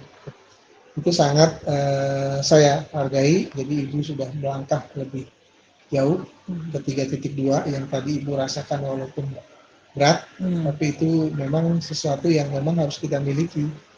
Leader itu tidak harus dari kepala sekolah. Pemahaman pemetaan aset itu sebagai guru harus tahu juga.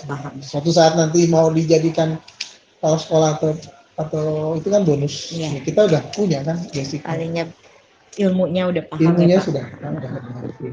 Itu yang saya apresiasi. Terus saya mengingatkan Ibu untuk mengumpulkan membuka survei tentang kompetensi guru ya, feedback 360 itu kan sudah pernah yang terakhir untuk PI 6 ya Pak ya? Iya, untuk PI 6 nanti ya. Kegiatan ini sudah harus dilakukan sebelum pelaksanaan PI 6 juga kalau bisa sudah dimulai.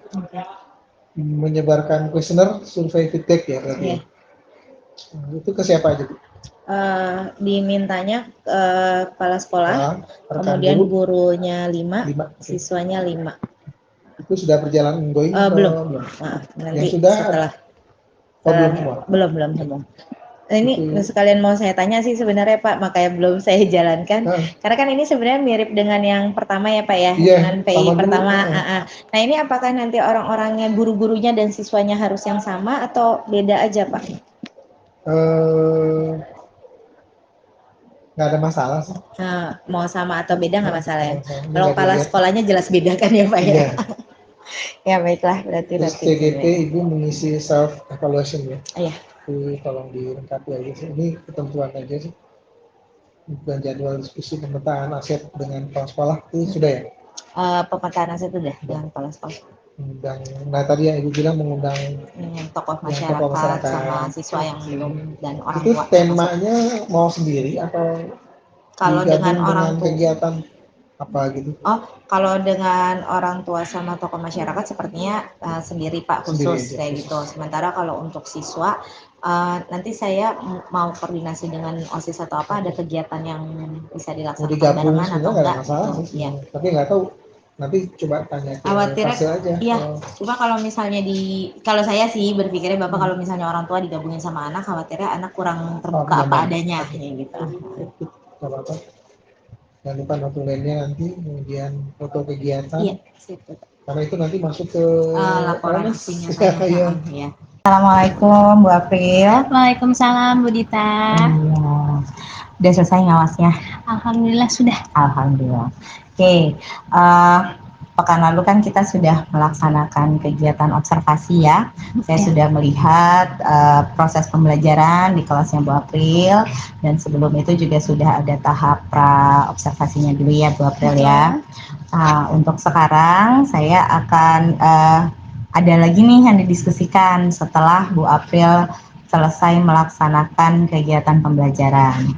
Kemarin itu kita terjadi pergantian kelas ya Bu April ya? Ya betul, karena saya Kurang tidak sehat ya? betul, saya sakit jadi kita ganti kelas. Oke. Nah, karena terjadi pergantian kelas dan lain sebagainya, kira saya mau tanyain dulu nih, perasaan Bu April ketika diobservasi itu seperti apa? Perasaannya kalau deg-degan pasti, cuma ya sudah dijalani karena memang bagian ya dari Iya. pekerjaan.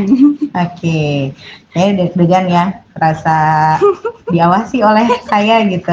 Iya. Tapi alhamdulillah berjalan lancar ya Bu April ya. Alhamdulillah berjalan lancar. Oke, materi yang disampaikan kemarin itu terkait dengan Kecerdasan majemuk. ya, kecerdasan majemuk. Nah, area pengembangan yang menjadi fokus pembelajaran saat itu tuh apa tuh Bu April? Area perkembangan yang menjadi fokus saya itu yang pertama anak-anak mampu mengetahui jenis-jenis kecerdasan majemuknya. Lalu selanjutnya dia bisa mengetahui dia ada di kecerdasan majemuk apa nih yang ada dalam dirinya. Selanjutnya dia bisa mengidentifikasi juga dari kecerdasan majemuk yang ada itu apa aja sih profesi-profesi yang terkait. Oke. Berarti itu sedikit banyak area pengembangannya juga menjadi tujuan pembelajaran yang ingin dicapai ya Bu April ya? Betul. Oke. Dilanjut dari materi sebelumnya yang career day, career day, pohon karir. Pohon karir. Jadi dikembangkan langsung dari pemahaman tentang arah karir, dikembangkan ke kecerdasan apa yang mereka miliki untuk bisa mencapai arah karirnya. Oke, baik. Nah, menurut Bu April sendiri, nanti dulu, sebelum itu saya mau nanya dulu nih, metode pembelajarannya yang Bu April gunakan. Kemarin itu kebetulan hanya PPT ya, sama harusnya ada tes untuk si kecerdasan majemuknya. Cuma kemarin karena waktunya kurang ya, jadi tidak jadi. Oke, jadi karena keterbatasan waktu, akhirnya yang ditampilkan baru berupa materinya ya. Karena kan saya membuatnya 2 kali pertemuan ya. Jadi di pertemuan pertama kemarin baru PPT-nya aja. Baru PPT-nya. Berarti nanti akan dilanjutkan di pertemuan berikutnya yang tesnya. Iya, betul. Tesnya sendiri bentuk apa nih Bu April? Tertulis atau online? Bentuknya tertulis. Tertulis. Jadi anak-anak akan mengerjakan tesnya. Oke. Nah, tadi media yang digunakan baru sebatas PPT ya. Iya, betul. Nah, nanti kan berarti akan disiapkan lagi berupa angket ya atau instrumen ya untuk mereka isi. Selain itu, di pertemuan berikutnya ada media lainkah yang Bu April siapkan? Mau puisi sama mereka akan saya minta untuk berdiskusi secara kelompok sesuai dengan gaya belajarnya. Terus nanti setelah itu, setelah sudah mendapatkan hasil diskusi, mereka akan presentasi. Gitu. Berarti itu kaitannya juga pembelajaran diferensiasinya muncul di situ ya, di penugasan diskusinya. Oke. Nah, tadi kan Bu April sudah menjelaskan tentang tujuan pembelajaran yang juga merupakan sebagai area pengembangan yang ingin Bu April kembangkan dari anak-anak. Setelah Bu April menjalankan proses pembelajaran, walaupun memang belum tuntas materinya ya karena masih dilanjutkan di pertemuan berikutnya, tapi kalau menurut Bu April sendiri skala ketercapaiannya kemarin itu kira-kira dari poin 7 sampai 10 tuh Bu April merasa sudah di posisi mana nih? Kalau untuk posisi 7 sampai 10 mungkin baru di 8 ya. Karena kemarin itu memang sudah bagus sih, anak-anak sudah bisa nih mulai mengidentifikasi profesi-profesi ya ketika saya tanya gitu kecerdasannya termasuk apa, tapi memang masih ada yang belum masuk juga nih anak-anak kayaknya. Belum seluruh siswa bisa menerima materi yang disampaikan ya. Oke. Nah, kalau menurut Bu April sendiri, hal baik apa yang sudah Ibu lakukan atau mungkin hal baik apa yang sudah dilakukan oleh siswa pada saat kegiatan pembelajaran kemarin? Untuk siswa kalau hal baiknya itu mereka sudah aktif. Ketika saya presentasi kan ada pertanyaan pemantik, terus ada beberapa pertanyaan yang saya tanyakan juga gitu. Itu mereka sudah sebagian ada yang aktif ya untuk menjawab dan alhamdulillah jawabannya benar gitu. Terus juga sudah bisa memberikan ini juga ke temannya apa? Kalau misal temennya jawab, iya Bu kayak gitu. Timbal balik feedback ya. Oke. Kalau dari Bu April sendiri, menurut Bu April sendiri, hal baik apa yang sudah Ibu lakukan di dalam proses pembelajaran kemarin? Hal baiknya kalau yang sudah saya lakukan, saya sudah, menurut saya pribadi ya, untuk pertanyaan pemantiknya, terus untuk brainstorming gitu, menggali pemikiran Pemahaman mereka anak gitu, ya. pemahamannya itu sudah berjalan lancar gitu. Berarti pertanyaan pemantik yang Bu April siapkan juga tepat ya, karena anak-anak bisa memahami arahnya kemana dan mereka juga mampu memberikan jawaban. Oke. Kemudian kalau menurut Bu April tadi kan sudah kita bahas hal baik apa yang sudah Ibu lakukan, yang sudah siswa lakukan selama proses pembelajaran kemarin. Nah, ada hal apa ya? Masih ada nggak hal yang kira-kira bisa ditingkatkan atau perlu dievaluasi? Kalau dari kemarin evaluasinya itu yang pertama manajemen waktu ya. Sepertinya pertemuan berikutnya saya akan meminta tolong dan atau melibatkan tim IT untuk membantu saya memasang proyektor karena kemarin cukup lama ya kita memasang proyektornya. Terus juga mungkin untuk ada sebagian anak nih yang memang gaya belajarnya beda gitu, saya akan kasih kuis dulu biar mereka maksudnya semangat dan fokus dulu ke saya gitu. Oke, berarti yang perlu ditingkatkan pertama menurut Bu April adalah ketersiapan teknis ya. Ketersiapan teknis dan kemudian sama fokus anak-anak biar ketika memulai pembelajaran juga sudah fokus dengan Bu April atau materi yang mau disampaikan. Nah, ini yang kedua nih Bu April, untuk memfokuskan tadi kan Bu April sebenarnya sudah sempat menyatakan ya akan membuat ice break dulu atau permainan dulu. Nah, sudah terbayangkan belum mau mengadakan ice breaknya apa bentuknya? Kayaknya sih kuisis aja, karena kalau kuisis anak-anak cukup senang ya. Kalau misalnya pertama menggunakan handphone, terus yang kedua kan dia bisa disetel musiknya secara temanya masing-masing gitu. Terus ada suara-suaranya jadi mereka akan lebih semangat gitu. Terus rebutan juga gitu kalau kuisis kan jawabannya kadang cepet-cepetan. Jadi biar terpacu ya semangat bersaingnya. Nah kemudian perkiraan Bu April untuk melaksanakan strategi tadi itu berarti adalah di pertemuan berikutnya ya Bu April. Betul, boleh saya tahu nih Bu April pertemuan berikutnya tuh kapan? Pertemuan berikutnya karena kemarin kita di 9K jadinya ya, insya Allah sih Senin depan. Senin pekan depan ya? Iya. Nah, setelah PTS. Sudah masuk pekan Ramadan ya? Iya betul. Baiklah, semoga lancar ya Bu April ya. Amin. Nah, tadi Bu April sudah sempat menyatakan bahwa Bu April akan melibatkan pihak teknisi sekolah atau tenaga IT sekolah untuk membantu dalam menyiapkan perlengkapan teknis. Nah, ada lagi nggak pihak lain yang mau Bu April libatkan dalam pelaksanaan? Kemungkinan kalau misalnya ada Bu Citra atau Pak Dika yang kosong gitu rekan sejawat bisa sepertinya mau saya ajak juga karena kan nanti ada presentasi ya. Mungkin mau minta saya libatkan juga untuk membantu saya dalam presentasinya anak-anak. Oke, jadi bantuan dari rekan sejawat ya. Oke. Nah, dukungannya kira-kira nih yang Bu April perlukan tuh dukungan tuh kira-kira bentuknya seperti apa? Atau perlu dukungan tidak untuk melaksanakan pembelajaran berikutnya nih? Dukungannya biasa sepertinya kita kalau misalnya mau ngadain materi kita diskusi dulu ya. Biasanya satu mapel gitu, satu rombel. Menyamakan satu rombel ya, betul. Baik. Nah, ini terakhir Bu April. Kira-kira setelah menjalani proses observasi ini nih, mulai dari pelaksanaan percakapan pra, dan kemudian ketika saya masuk kelas mendampingi Bu April, dan sampai sekarang kita juga melaksanakan percakapan pasca observasi. Hal apa yang Bu April rasakan?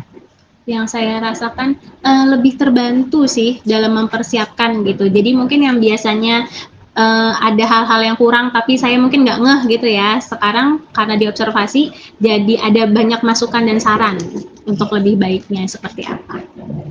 Nah, terakhir dari Bu April ada masukan mungkin buat saya? Masukan buat dalam hal apa ini masukannya? Sebagai observer?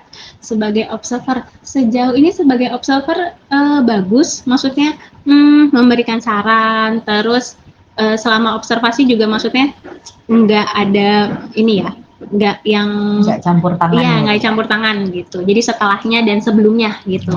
Terus memberikan tips-tips sepertinya akan lebih bagus kalau gini, seperti ini gitu. Baik. Baik Bu April, terima kasih masukannya, terima kasih juga kesediaannya untuk kelasnya diobservasi oleh saya. Sama-sama. Mudah-mudahan kita bisa sama-sama terus belajar supaya bisa memberikan pembelajaran yang terbaik ya buat anak-anak kita ya. Baik, terima kasih. Silakan Bu April bisa lanjut beraktivitas. Oke, selesai berarti ya. Terima kasih Bu Lita dan Bu April. Saya apresiasi sekali kegiatan observasi ini, langkah baik sebenarnya karena ini bagian daripada proses yang sedianya terus berkelanjutan. Ada CGP, harusnya sih ada momen seperti ini. Ini bagian daripada proyek, silakan. Bagian daripada tadi komunitas juga boleh. Jadi saling mengisi, jadi tidak ada senior dan berbicara. Tadi kan ada programnya yang disampaikan berita, lesson study. Silakan, ini juga bagian daripada lesson study, tidak ada masalah. Nah, tadi sudah disampaikan beberapa poin mulai dari area pengembangan. Sebelumnya kan refleksi dulu ya, sedikit tadi harus tadi diperjelas lagi refleksi dulu Dita sebelum diawasi misalkan gitu ya. Dulu kan tidak ada seperti ini observasi gimana gitu, kayaknya enak-enak aja. Nah, setelah diobservasi gimana misalkan kan ada rasa oh ya ingin selalu memperbaiki, karena kalau kita diobservasi itu kesannya oh ya kita kalau tidak ada observasi kita merasa benar aja tapi bukan niatnya untuk menjelekkan atau mengoreksi, tapi lebih ke arah oh ya ada hal yang perlu diperkaya gitu. Nah, tadi itu direfleksi sebenarnya, jadi dua kuliah bisa menguatkan lagi oh ya ternyata penting kok diobservasi gitu. Nah, itu yang pertama. Yang kedua tadi tujuan juga sudah disampaikan, dan tadi topik-topik percakapan dan catatan juga sudah menarik ya. Terakhir mungkin yang sebenarnya rencana tidak lanjut sudah ada sih tadi, cuma mungkin bisa ditegaskan lagi bagaimana rencana tidak lanjut Bu Aprilia untuk tadi menyelesaikan kalau pemasangan fokus itu kan tertunda ya pembelajarannya, itu bisa dijadikan rencana tidak lanjut ke depannya. Sebelum pembelajaran perlu menghubungi ya, memastikan lah itu juga tidak lanjut juga tidak lanjut dari temuan yang dari Budita. Terus Budita tadi temuannya apalagi timing waktu ya, itu timing waktu disebabkan karena fokus tadi gitu. Urutan sih sebenarnya. Terus ada lagi kan temuan tadi. Oh temuannya tadi kan ada sebagian yang belum menerima fokus ke materi, itu kenapa kan gitu. Itu tidak lanjut bukan? Iya. Tidak lanjutnya mungkin nanti Bu Dita bisa kuatkan, apakah misalkan arahkan aja pembangkitnya biar solusinya dari misalkan ada les atau ada penguatan di luar jam kelas, itu tidak lanjut ya untuk mereka yang masih kurang kemampuan pemahaman menerimanya berbeda. Nah, kemampuan menerima berbeda itu karena inklusi atau orang yang normal? Normal sih Pak, normal. Tapi memang kadang mereka seneng mungkin belajar kinestetik ya, maksudnya itu. Harus gerak kan ngelihin temennya. Tadi udah ada solusi, Ibu memberikan pemahaman awal dengan kuis Kuis. supaya dia senang kepada ibu ya, Iya, maksudnya dia fokus dulu nih sama saya, ya kita main kuis. supaya fokus dulu, senang dulu anak. Nah itu ya, itu rencana tindak lanjut. Kira itu kalau kita fokus yang tadi itu, sekira itu sih. Jadi ada tindak lanjutnya yang bisa catat itu. Jadi menyiapkan menghubungi tim IT, menyediakan kuis yang interaktif supaya anak tadi kemampuannya bisa meningkat, senang dulu lah. Sekira itu pendampingan hari ini, mudah-mudahan kita sehat, dan teman-teman juga sehat, karena ini adalah bagian dari kerja support, kerja bersama, dan bagian dari misi tadi yang sudah disampaikan, bagian daripada pemetaan aset. Kan ini aset, Iya. semua aset. Iya kan? Benar ya Pak. Karena begitu bilang aset tuh ini, Iya, terbatas sarana prasarana. sarana dan prasarana. Iya. Tapi kita sudah paham tadi ya, sepakat misi dan visi itu juga aset, proses juga aset, dan proof buktiannya juga aset. Kira itu. Terima kasih banyak. Berarti saya bisa langsung izin.